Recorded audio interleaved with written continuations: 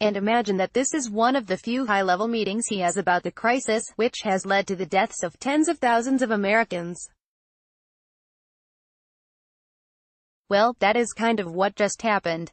This was the meeting's preview sent by the White House ahead of time. The discussion will be centered on President Trump's historic work to benefit all Americans, such as urban revitalization, the creation of opportunity zones, new workforce training programs, record highs in African American employment, the creation of manufacturing jobs, ideas from his meeting with African American pastors, potential future clemencies, and addressing the massive violent crime surge in Chicago. Shorter readout: this was Trump's Black People meeting. What a meeting it was. No cameras were allowed in the lunch, but West's about 10-minute soliloquy in the Oval Office provided a window into the ground covered. Here are some ideas West raised: bring Trump factories and Yeezy ideation centers to Chicago. His MAGA hat makes him feel like a superhero. Make the dopest, know this flyest cars. School is boring. Kids should play basketball while they are doing math.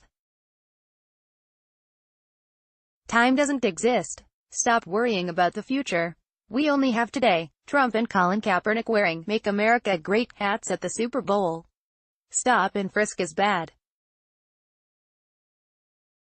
The solution to police brutality is love. Something about an I-plane, opening up industries and tax breaks. Something about liberals distracting black people by focusing on racism. So, what were the goals here? For Trump, it was a chance for him to say, Trump does care about black people, but don't take my word for it, listen to Kanye West. But what the meeting highlighted was how few African Americans Trump has in his circle. Omarosa Manigault Newman, who wrote a scathing tell-all on Trump, hasn't been replaced. The meeting also highlights how seriously Trump takes issues that his base doesn't really care about. Rather than invite real policy experts, say on education or criminal justice, Trump brought before the cameras two famous black men who like him.